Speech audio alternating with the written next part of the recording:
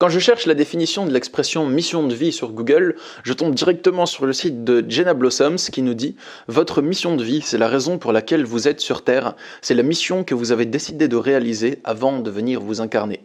C'est la tâche que vous avez à accomplir et qui vous a fait quitter le monde d'amour inconditionnel de l'esprit pour descendre dans la matière. » Dans cette vidéo, on va parler de la mission de vie. Je vais vous donner ma vision de la chose, vous expliquer ce qu'est la mission de vie, comment on la trouve et quels sont les pièges qui vous empêchent de la trouver. Et je vais vous donner des conseils très concrets qui vont vous aider à remettre de l'ordre dans votre esprit parce que assez souvent, la mission de vie, c'est une question qui est assez abstraite. On ne sait pas quand est-ce qu'on l'a trouvée, quand est-ce qu'on s'en rapproche, qu'on s'en éloigne.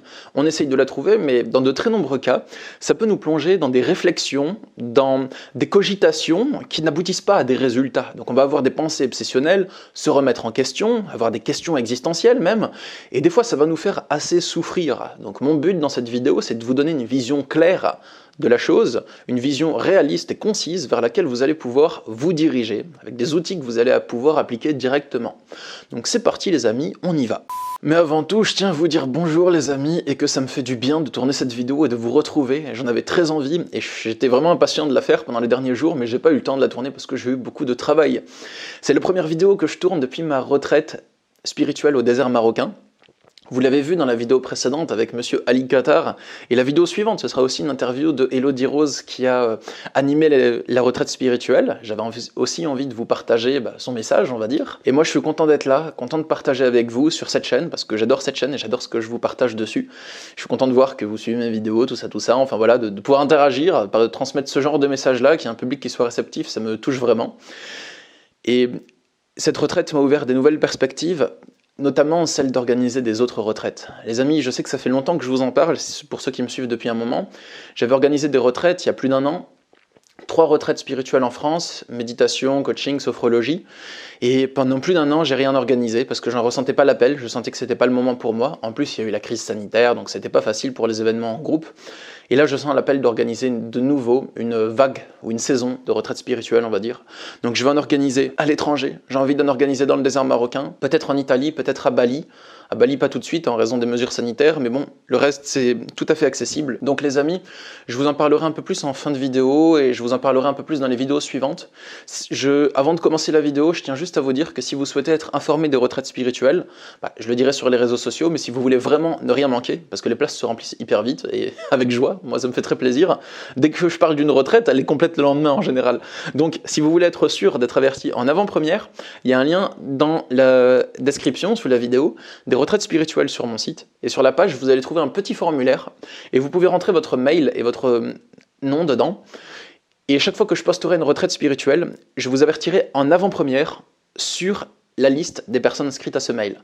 Donc si vous voulez être tenu au courant de mes retraites, inscrivez votre mail dans cette liste et vous serez averti en avant-première, avant que j'en parle sur les réseaux sociaux.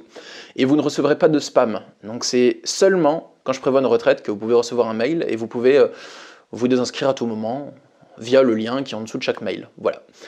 Alors les amis, la mission de vie, c'est censé être ce que vous êtes venu accomplir ici, sur Terre. Si on croit à la notion d'âme, de réincarnation et de vie avant ou après la mort, eh bien, on peut considérer qu'on a une mission de vie et que cette mission de vie, c'est la chose qu'on a décidé d'accomplir sur Terre et on s'est incarné pour le faire. Et cette mission de vie, elle varie selon les individus. On n'a pas tous la même, heureusement, sinon il n'y aurait pas de place. Si notre mission de vie, c'est à chacun d'être coach en développement personnel, en fait, il n'y a plus besoin de coach en développement personnel, et vous voyez. Et ce que j'ai pu constater dans les vidéos qui parlent de la mission de vie, c'est que ça a l'air assez difficile à trouver, parce qu'on nous donne des indices pour la trouver. Par exemple, réfléchis à ce qui te fait vibrer, réfléchis à ce qui t'anime, réfléchis à ce que tu aimes faire lorsque tu n'es pas payé pour le faire, réfléchis à ce dont le monde a besoin, et encore plein de concepts comme ça. Mais il y a beaucoup de fois où on réfléchit pour trouver notre mission de vie. On a beau réfléchir beaucoup, et on la trouve pas en fait. Ou bien, on ne sait pas si on l'a déjà trouvé, on ne sait pas si on s'en rapproche, si on s'en éloigne. Comment savoir, comment mesurer à quelle distance on se trouve de connaître notre mission de vie, vous voyez? Le problème d'un objectif en coaching, c'est si l'objectif n'est pas mesurable. Donc si on ne peut pas savoir à quelle distance on s'en rapproche ou on s'en éloigne. Par exemple, si votre objectif c'est être à l'aise lorsque j'aborde une fille dans la rue, c'est un objectif qui n'est pas mesurable en soi. Parce que vous ne pouvez pas savoir quand vous êtes à l'aise et quand vous n'êtes pas à l'aise. C'est un ressenti, Vous pouvez vous dire, cette fois-ci, je me sens plutôt à l'aise ou plutôt mal à l'aise, mais l'objectif n'est pas clairement défini. Vous pouvez définir l'objectif différemment. Par exemple, lorsque j'aborde une fille dans la rue, d'habitude, mon stress est à 7 sur 10. J'ai envie que dans un mois, lorsque j'aborderai une fille dans la rue, mon stress soit seulement à 3 sur 10, sur une échelle de stress, vous voyez? Et là, l'objectif est mesurable, parce qu'à chaque fois, vous pouvez évaluer votre stress plus ou moins sur 10, et savoir si vous vous rapprochez ou non de l'objectif. Pour la mission de vie, si vous voulez la trouver, je pense que dans un premier temps, c'est un peu pareil. Il faudrait cadrer le truc, il faudrait le définir, que ça soit concret, pas du domaine de l'abstrait. Ok, la spiritualité, c'est pas que du concret et que des maths, c'est aussi de l'intuition. Mais par contre, je pense que l'aspect mathématique, concret, tout ça, il est très important dans cette quête, parce que sinon, vous allez vous sentir en insécurité.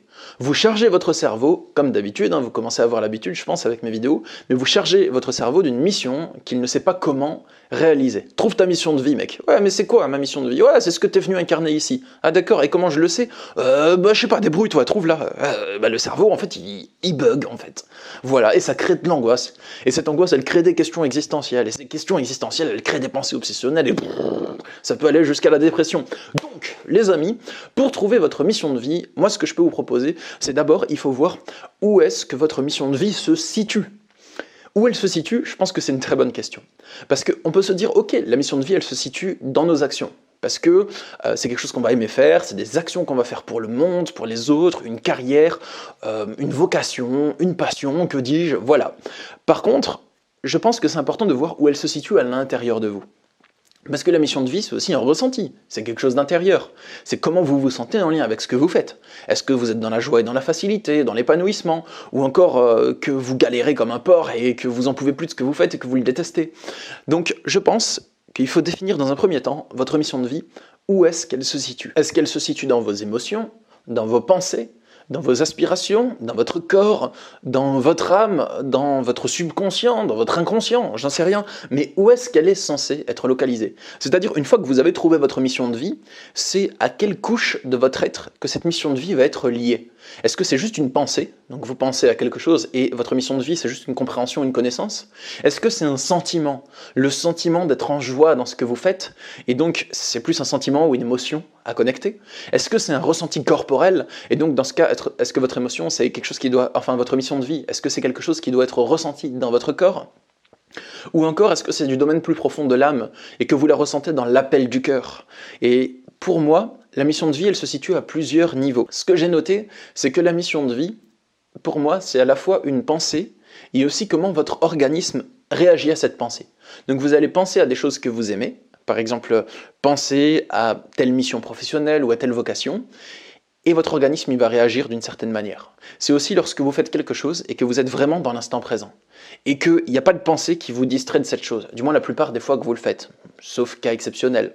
C'est un sentiment, ça veut dire que vous allez avoir le sentiment d'être à votre place, que ce que vous faites c'est constructif, et que ça vous fait du bien, et que vous aimez le faire, en gros. Je pense que la mission de vie, la définition la plus carrée qui peut s'en raccrocher, c'est celle du Ikigai. Le Ikigai, c'est la raison de se lever le matin, c'est un peu du coaching japonais, on va dire, et il est constitué de 4 facteurs. Le premier facteur, c'est quelque chose que vous aimez faire, donc vous y prenez de la joie. Le deuxième facteur, c'est quelque chose pour lequel vous avez du talent, donc vous réussissez dans ce que vous faites. Le troisième facteur, c'est quelque chose qui vous rémunère, pour que vous puissiez l'exercer à plein temps, tout simplement. Et le quatrième facteur, c'est quelque chose dont le monde a besoin. Donc l'alliance de ces 4 facteurs-là, pour moi, c'est ça la mission de vie. Après, la mission de vie, c'est un peu trop abstrait, je trouve, parce que dans certains cas, il y a des personnes qui ne vont pas avoir une vocation professionnelle particulière ou qui ne vont pas se sentir animées par une grande mission intérieure. Et si vous entendez parler de la mission de vie, alors qu'en fait, à l'intérieur de vous, vous ne vous sentez pas animé par genre « je dois accomplir telle chose, je dois bâtir tel empire dans ma vie », des fois, si on vous dit vous devez trouver une mission de vie alors qu'il n'y a pas de feeling particulier, vous allez peut-être culpabiliser de ne pas en trouver, vous remettre en question et avoir l'impression que ne pas trouver sa mission de vie, c'est quelque chose de mal qui vous fait souffrir, enfin voilà, qu'il faut la trouver à tout prix, vous allez vous remettre en question, vous creuser intérieurement. Et moi, je définis la mission de vie comme quelque chose de plutôt passager. Donc, c'est à un moment dans votre vie, vous allez sentir que ça, c'est votre vocation. Et à d'autres moments dans votre vie, vous allez sentir que votre mission de vie, c'est la glandouille, c'est profiter du moment présent pendant très longtemps, c'est apprendre, vous nourrir, c'est vous laisser être, vous laisser vivre, et dans d'autres moments, c'est carburer, accomplir telle chose, et après, ça dépend des êtres aussi. Il y a certaines personnes qui sont vraiment habités par l'envie de créer, d'accomplir quelque chose. Moi, je me reconnais beaucoup dedans. Il y a d'autres personnes qui ne sentent pas forcément cet appel, et c'est pas mal en soi, et ça fait pas d'eux des personnes moins spirituelles. Donc si vous vous reconnaissez là-dedans, et que vous galérez à chercher une mission de vie, alors qu'en fait, vous avez juste envie de kiffer votre existence, en fait, c'est ok pour vous. Peut-être que ce qu'on peut appeler votre mission de vie, donc la chose que vous auriez voulu accomplir avant de vous incarner, peut-être que c'est juste profiter de la vie en fait, et que c'est juste kiffer votre existence parce que vous avez bien charbonné dans les vies antérieures, Inch'Allah ça existe, et voilà, et que maintenant vous avez juste envie de vous incarner pour kiffer la Terre, et c'est possible. Après on y croit ou pas, tous ces concepts de vie antérieure, j'en parle au conditionnel, en vrai j'en sais rien, voilà, j'en parle au cas où pour les personnes qui y croiraient. Voilà pour les propos nuancés, dans le sens où il n'y a pas à culpabiliser si vous en trouvez pas. Par contre, si vous sentez vraiment un appel intérieur de trouver la mission de vie. Non pas parce que tel coach sur internet vous a dit que vous devriez la trouver, mais parce que vous avez vraiment envie de toucher à votre essence, à votre authenticité, que vous sentez un appel ardent à l'intérieur de vous, de savoir qui vous êtes vraiment, de savoir ce qui vous ferait vraiment vibrer. Dans ce cas, j'ai quelques conseils pour vous, ou des indications pour vous rapprocher de ce chemin. Dans un premier temps, la mission de vie, c'est un sentiment à cultiver, avant tout. Donc, c'est un état d'être pendant que vous faites des actions précises, que vous faites une vocation, un métier, quelque chose de précis. C'est un état d'être pendant que vous le faites. Donc ça veut dire que vous vous sentez bien, épanoui, présent, et ainsi de suite, pendant que vous faites ces choses. Donc, ça implique que pour trouver la mission de vie, une chose qui va être très importante, c'est aussi de dépasser tous vos blocages, toutes vos croyances, toutes vos souffrances qui vous empêcheraient de vous épanouir en faisant quelque chose. Si vous avez énormément de blocages, des fois, vous pouvez même être en train d'accomplir votre mission de vie ou votre vocation, mais vous souffrez tellement, et vous avez tellement de blocages intérieurs, vous êtes tellement loin de toucher à votre vraie essence, que vous ne savez même pas que vous y prenez du plaisir, vous n'arrivez même pas à ressentir du plaisir tellement vous souffrez. Donc je pense que faire un travail de développement personnel, pour dépasser ces peurs, ces angoisses, souffrances et ainsi de suite, ça peut vous aider peut-être à débroussailler la forêt épaisse qui vous empêche de voir le soleil se lever. Vous voyez ce que je veux dire les amis? Et puis chercher sa mission de vie, ça fait aussi partie de sa mission de vie. C'est aussi une étape du processus. Et c'est une étape à part entière qui se respecte. Et ça, c'est un truc que j'aurais aimé me répéter à moi aussi, parce que souvent, j'étais dans la recherche de qui je suis vraiment, de ce que j'aime vraiment, de ma mission de vie. Et j'étais tellement dans la recherche que je prenais même pas le temps, en fait, d'apprécier le processus, l'expérimentation, essayer. On dirait que lorsque je trouvais pas ma mission de vie, limite je culpabilisais de pas l'avoir trouvée, ou j'angoissais parce que j'avais l'impression que j'étais pas dans ma mission de vie, au lieu de me dire, je la connais pas, écoute, on va chercher plein de trucs, on va essayer plein de trucs, on va kiffer. Et c'est un message que j'aurais bien aimé intégrer plus tôt. Donc pour trouver sa mission de vie, mes conseils, ça serait d'alterner entre réfléchir et exécuter. Exécuter, c'est faire des tâches, faire des trucs, vous voyez. Et aussi de vous abonner à ma chaîne YouTube si c'est pas encore fait les amis. Et oui, abonnez-vous et cliquez sur la petite cloche pour être notifié des prochaines vidéos. Et oui, vous avez vu comment je les cale subtilement et adroitement. Donc les amis, plus sérieusement sur le sujet, je pense que si vous voulez trouver votre mission de vie, c'est important d'alterner entre la réflexion et l'exécution. La réflexion, c'est que vous allez prendre des temps d'introspection. C'est peut-être quand vous travaillez, quand vous marchez, quand vous faites du sport, je sais pas. Mais des moments, des périodes de quelques jours, de quelques semaines dans votre vie, où vous allez réfléchir. Vous allez réfléchir à qu'est-ce qui me ferait vibrer. Qu'est-ce qui épanouirait mon petit cœur? Qu'est-ce qui laisserait mon cœur s'ouvrir telle une fleur au soleil? Et cherchez des idées. Regardez sur les réseaux sociaux tout ce qui vous appellerait, les événements qui vous appellent, les événements qui vous attirent. Réfléchissez à ce que vous avez envie de créer, ce que vous avez envie de vivre comme expérience. Et en fait, faites-le. Tout ce qui vous ouvre le cœur. C'est le plus important. Même si c'est pas créer quelque chose, même si c'est juste recevoir et vivre quelque chose, c'est important, ça fait partie du processus. Et prenez le temps pour ça. Et notez vos idées. Notez-les, c'est important.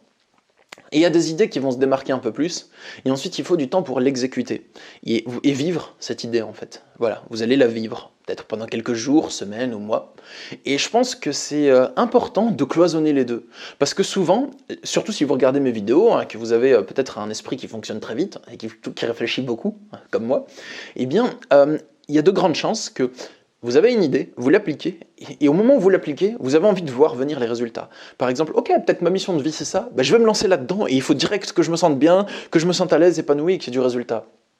Et ça, c'est limite le pire ennemi pour trouver sa mission de vie.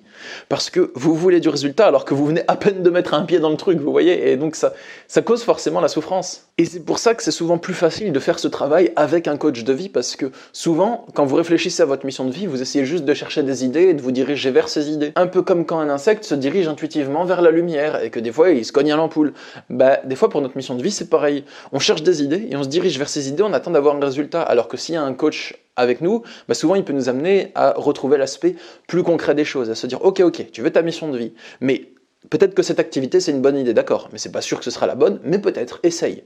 Et ensuite, c'est pour ça que je fais cette vidéo aussi, hein, parce que je suis coach en développement personnel, et même si on n'a pas une consultation individuelle, dans cette vidéo, dans ce podcast, eh bien, on fait aussi un travail de coaching. Si vous réfléchissez à tout ce que je vous dis, bah, vous allez déjà voir des solutions apparaître, et peut-être avoir une vision plus nette, plus posée des choses. Donc, si vous avez une idée, par exemple, pour trouver ma mission de vie, la mission de vie, récapitulons, c'est un sentiment. Ce sentiment, c'est celui de me sentir bien, ouvert, épanoui, et de me sentir en paix, et très concentré, et dans le moment présent quand je fais cette chose. Les idées qui me viennent, c'est peut-être m'inscrire à tel stage, peut-être changer de carrière professionnelle, peut-être faire tel voyage. Je ne sais pas si c'est ma mission de vie, mais comme ma mission de vie, c'est un sentiment, c'est le sentiment d'avoir le cœur ouvert, et que tel événement me donnera le cœur ouvert, je pense que cet événement m'amènera à me hisser au-delà de l'état dans lequel je suis habituellement, et à mieux connaître ma mission de vie. Donc, une fois que vous avez ce type d'idée, il faut, avant de se lancer dedans, je vous conseillerais de réfléchir à sous combien de temps est-ce que vous êtes censé voir les résultats. Donc, si vous vous dites, ma mission de vie, voilà, c'est un sentiment, celui d'être bien. Tel événement est censé me mettre bien. Dans combien de temps cet événement est censé vous mettre bien? Est-ce que changer de carrière, c'est censé vous rendre épanoui le jour où vous commencez votre nouveau travail? Est-ce que c'est censé vous rendre épanoui 3 mois après avoir commencé le nouveau travail? Est-ce que entamer ce travail avec un psy, c'est censé vous rendre épanoui la première séance, ou bien quelques séances plus tard? À vous de juger. Mais c'est important de vous fixer un objectif temporel derrière, pour ne pas attendre des résultats trop rapidement et souffrir lorsque ces résultats n'arrivent pas, parce que vous avez mal anticipé le délai. Comme ça, à chaque fois que vous aurez l'impression que votre mission de vie et votre sentiment d'être bien n'arrivent pas assez vite, vous pouvez vous remémorer le délai. Ok, j'avais dit que c'est dans 3 mois normalement que je suis censé commencer à m'épanouir. Donc là, ça fait seulement 5 jours, c'est normal que je me sente pas encore bien. Attendons 3 mois. Et se fixer des délais de temps comme ça, ça vous permet d'être beaucoup plus sécurisé quant à l'obtention d'un résultat. Après, il y a de nombreux pièges qui pourraient vous écarter de la connaissance de votre mission de vie. Ces pièges, ça peut être par exemple essayer de nommer votre mission de vie. Oui, c'est un piège. C'est un piège, ça ne marche pas. Pour moi, essayer de nommer votre mission de vie, ça ne fonctionnera jamais, jamais, jamais. Tant que vous essayez de vous dire, oui, ma mission de vie, c'est, je sais pas moi, d'aider tel type de personne à faire telle chose. Ma mission de vie, c'est d'aider les animaux à guérir ou d'aider les animaux abandonnés à trouver une famille. Votre mission de vie, elle ne peut pas se résumer à ça. C'est peut-être ce que vous avez envie de faire des prochaines années de votre vie, peut-être que ça durera toute votre vie, mais le fait d'essayer de la résumer en une phrase, c'est déjà réducteur, et en plus c'est insécurisant, parce que votre mission de vie, c'est aussi de vous épanouir vous, c'est aussi de veiller à vos besoins, à votre bien-être, de faire des jeux, de rencontrer des amis, c'est aussi d'avoir une vocation professionnelle peut-être, dans certains cas, c'est plein de choses. Et on ne peut pas la réduire en une seule phrase. Votre mission de vie, je pense qu'elle est multiple, elle existe sur plusieurs plans en même temps, sur le plan de l'épanouissement personnel, de la construction et de l'accomplissement professionnel, de plein de choses en fait, de votre bien-être, de votre équilibre intérieur et mental, de plein de choses. Et essayer de résumer votre mission de vie à une seule phrase, en fait, ça va pas marcher, et même si vous y arrivez, cette phrase, elle sera trop vaste pour signifier quelque chose. Si vous vous dites, je vais essayer de trouver une phrase qui résume tout, c'est soit une phrase de 15 lignes, soit une phrase trop simpliste, par exemple, c'est de m'épanouir et d'aider des gens dans le monde. Enfin voilà, c'est trop vaste pour que l'esprit puisse savoir qu'il avance dans la bonne direction. Du coup, voilà pour les conseils que je voulais vous donner, les amis. Ma vision de ma mission de vie à moi, si ça peut peut-être vous apporter ou vous inspirer, c'est que Déjà, c'est difficile à définir, ou d'en parler comme ça, c'est plus un sentiment. En fait, je vais écouter principalement ma guidance et mon appel intérieur quand je sens l'appel de mon cœur me guider vers quelque chose. Et au début, j'essayais de trouver ma mission de vie de manière figée, donc de la définir en une phrase, par exemple, ou ce genre de choses-là. Mais j'ai remarqué que ça marche pas et que c'est pas du tout ça qui va m'aider à me sentir bien au final. Maintenant, je vais plus écouter ce que j'ai envie de faire sur le moment. Et j'essaye pas de me dire je dois faire telle chose dans ma vie, ou je dois accomplir ou bâtir telle chose. Je me concentre plus sur l'appel de mon cœur. Et j'essaye pas de l'entendre, genre en une fois, genre je dois écouter bien pour trouver ce que c'est l'appel de mon cœur et avoir cet éclat de révélation. J'essaye plutôt d'écouter son murmure. Parce que j'ai remarqué que le mental, il parle avec des mots ou des images, mais que c'est assez net et tranché. Par exemple, on peut savoir à quoi on est en train de penser si on se pose la question et qu'on observe. Par contre, l'appel du cœur, en fait, c'est pas quelque chose de très tranché ou défini, sauf à certains moments. Et en fait, le cœur, on dirait qu'il parle toujours avec la même intensité. Des fois, il parle un peu plus fort, mais c'est pas. Si on se concentre, en fait, longtemps, au bout de plusieurs semaines et au bout de plusieurs mois, on va arriver à reconnaître la voix du cœur beaucoup plus facilement. Et c'est comme ça que je le vis. Au début, je n'entendais pas vraiment l'appel de mon cœur. Mais quand je me concentrais et que j'ai commencé à me demander ce que je veux vraiment faire dans ma vie, en fait, j'ai ressenti l'appel de mon cœur. Et j'ai senti d'abord mon cœur qui criait d'aller dans certaines directions. Change de travail, quitte ce job, quitte ce couple, c'est pas bon pour toi. Et à certains moments, je l'ai ignoré, à certains moments, je l'ai écouté. Et quand je l'ai écouté, je me rendais compte que j'étais plus épanoui et que j'allais mieux à chaque fois. Et même qu'à certains moments, je me souviens d'un moment où j'étais dans une relation de couple et que cette relation, elle n'était pas bonne pour moi. Et dans la relation de couple, je ne l'ai pas remarqué que cette relation, elle n'était pas bonne pour moi au début. Et en fait, à un moment, j'ai entendu l'appel de mon cœur. Mais il était là depuis le début, mais j'étais tellement borné ou emprisé, on va dire dedans, le mot ne se dit pas, mais c'est pour illustrer, eh bien, que j'ignorais l'appel de mon cœur. Et un jour, c'est comme si j'ai remarqué qu'il était là, et ça m'a fait très peur, parce que mon cœur me disait pars, en fait, quitte ce couple. Et j'avais tellement de culpabilité à le faire que j'arrivais pas à le faire et que ça me faisait souffrir. Et un jour, j'ai entendu l'appel de mon cœur qui m'a fait très peur, et j'ai essayé de l'ignorer le plus possible. Et c'était un couple passé, qui n'est plus d'actualité maintenant. Et donc, j'ai ressenti ça. L'appel de mon cœur, j'ai fini par l'entendre. Et j'ai remarqué que plus on l'écoute, et plus on cherche à l'écouter, et plus sa voix, elle va être nette et nous accompagner. C'est comme si c'est un certain bruit qu'on n'entend pas, et à un moment on se penche dessus, et des fois on arrive à l'entendre à certains moments, et d'autres on n'arrive pas. Et au bout d'un moment, à force de s'habituer à la voix de l'appel du cœur, eh bien on entend l'appel du cœur tout le temps. Et il est quasiment omniprésent, presque à 100% du temps en ce moment avec moi. Donc l'appel du cœur, il est chez moi présent presque à 100% du temps. Pas 100%, mais presque, on s'en rapproche. Je dirais entre 95 et 99, quelque chose comme ça.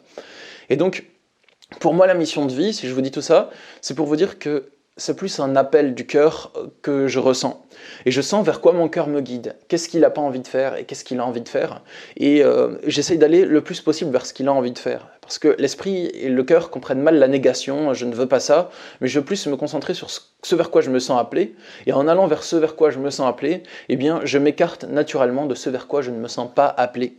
Et c'est en faisant ça, étape après étape, mission après mission, aventure après aventure, que je sens ma connaissance de moi et mon alignement avec mon cœur qui se développe. Et c'est comme ça que je me sens plus aligné dans ma vie. Et ma mission de vie, si je dois la penser et essayer de la conceptualiser et de l'intellectualiser, je dirais que j'arrive à le faire, mais seulement sur des périodes, pour des périodes données. Pour vous citer un exemple, maintenant, je sens que ma prochaine mission ou que mon prochain appel intérieur, c'est d'organiser des retraites spirituelles et d'y participer aussi. Parce qu'en fait, les retraites, c'est une très belle aventure de vie. Si vous les avez jamais fait, je vais vous parler un peu de ça. C'est une aventure de vie merveilleuse où on va aller dans un lieu qu'on ne connaît pas, peut-être en France, peut-être en Asie, peut-être au Maroc, comme je vous ai dit, ou n'importe où, dans un lieu qui vous inspire. Et pour aller dans une retraite, le principal, c'est que vous sentez que votre cœur vous appelle à aller dans cette retraite. Même si, des fois, vous savez pourquoi. Vous vous dites, dans cette retraite, j'ai envie de faire un voyage, j'ai envie de rencontrer des gens, ou bien j'ai envie de travailler sur telle chose ou sur tel aspect de moi-même. Et des fois, vous ne savez pas. Vous vous sentez juste intérieurement appelé à faire cette mission. Et donc, vous y allez. Et c'est une aventure merveilleuse parce que dans la retraite, qu'on y aille en tant que participant ou moins en tant qu'organisateur, ben, on rencontre des personnes qu'on ne connaissait pas avant et avec lesquelles on connecte tout de suite. Il y a tout de suite une bonne énergie, genre limite c'est les amis, c'est la famille, alors que c'est des personnes qu'il y a 2 jours on ne savait pas qui c'était. Il y a direct une bonne connexion qui se fait, on parle de connaissance de soi, doucement, en douceur, on avance sur les problématiques qu'on aimerait bien régler dans la vie, on voyage, on découvre le lieu dans lequel on se trouve, on pratique certaines choses, sophro, méditation, yoga, coaching selon la retraite, et franchement c'est beau, c'est une belle aventure, et à chaque fois on garde des souvenirs positifs plein le cœur. Donc pour vous parler de ma mission de vie, actuellement, pour la prochaine période à venir, et j'ignore jusqu'à quand, je fais vraiment jusqu'à ce que je ressente que le robinet est fermé. Pour l'instant, le robinet est ouvert, on va dire. Batman et robinet, bon bref, je m'égare du sujet. Trêve de balivernation. C'est la fin de la journée les amis, hein. J'ai eu 4 consultations de coaching aujourd'hui, mais je voulais quand même vous faire cette vidéo, donc voilà, ne vous étonnez pas. Du coup, je sens que pour l'instant, c'est ça que j'ai envie d'accomplir. Et je vais en organiser très prochainement.